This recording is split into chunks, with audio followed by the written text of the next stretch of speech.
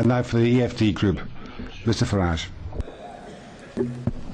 Another one bites the dust. Country number 4, Spain, gets bailed out, and we all, of course, know that it won't be the last.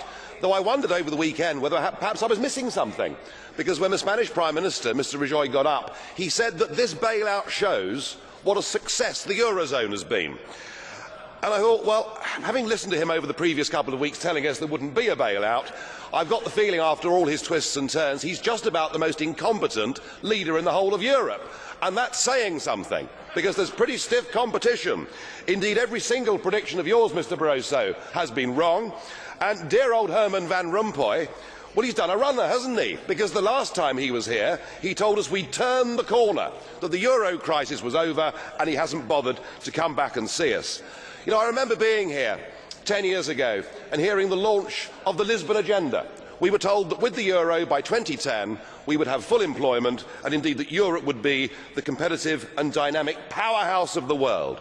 By any objective criteria, the euro has failed, and in fact there is a looming impending disaster. You know, this deal makes things worse, not better.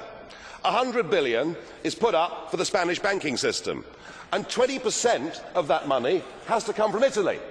And under the deal, the Italians have to lend to the Spanish banks at 3%, but to get that money, they have to borrow on the markets at 7%. It's genius, isn't it? It really is brilliant. So what we're doing with this package is we're actually driving countries like Italy towards needing to be bailed out themselves. In addition to that, we put a further 10% on Spanish national debt. And I tell you, any banking analyst will tell you 100 billion doesn't solve the Spanish problem. It would need to be more like 400 billion.